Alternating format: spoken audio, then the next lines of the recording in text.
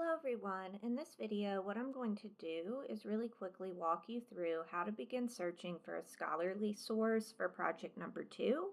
For this example, I'm just going to use a hypothetical topic that I've made up. So let's pretend I'm analyzing a TED Talk about how social media affects teenagers' self-esteem. First, what I would do is go to the library website at Wake Tech. So you can get to where I am from the home page if you want to, or you can do what I did, which is just go to Google and search Wake Tech Library and click this link here. First and foremost, what I'll encourage is using a database like ProQuest Central, just because that searches a wide range of disciplines. I think it's 175 plus. So you will click this Search Databases button, and then once I'm there, what you want to do is kind of go down and you'll see there's great resources. If you're stuck finding topic articles, you can chat a librarian in real time. But if you click General Multidisciplinary, I would advise then clicking ProQuest Central. Of course, you don't have to do this. There's plenty of other databases. This is just what I'm going to do for the means of the example, and it's again one of my personal favorites just because of all the different disciplinary areas of study, in other words, that it searches.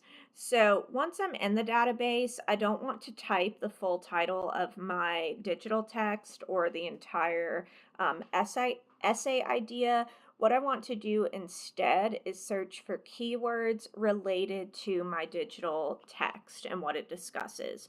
So you will need to check both full text and peer reviewed. You might get something like this, just click accept. So full text, peer reviewed. This will ensure that you get appropriate sources. And then you want to make sure that you, instead of typing like TED Talk about social media, you might search something like social media and teenagers and self-esteem. Or, you might end up, I'm not sure what'll come up, but with similar terms like adolescence, body image, mental health. Good keyword searching means trying to do more than one combination of terms until you're able to really find an article that connects to your topic.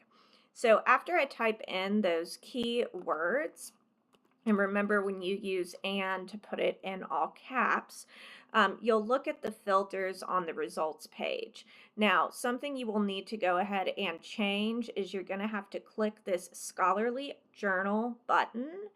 And then what you are going to have to do is also edit within the last 3 years. So you're going to go here and you're going to, since we're in 2026, just type 2023, whatever year we're in, right? You're going to make it the last 3 years and click update.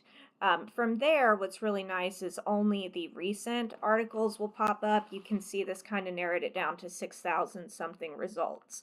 Now what you're going to do is just go through the titles as well as the abstracts of the articles. The abstracts are really useful because it's like a short summary that you can read to decide whether or not it really is something you would want to work for.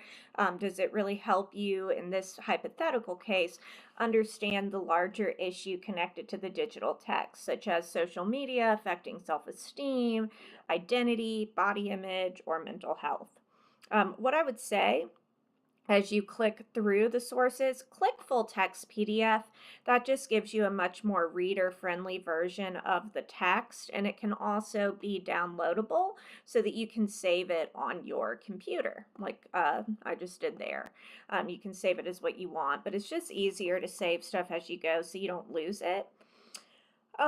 And what you want to make sure is just that your scholarly source is actually connecting to the larger issue or cultural idea in the text, so the digital text you're using, because for Project 2, that really is the goal, to make sure that the research helps explain why that message in your digital media matters.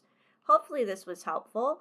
Don't forget you can also chat a librarian at any time here, and there's a contact the libraries button as well if you wanted to call them or go in person. Librarians are a great resource to help find sources.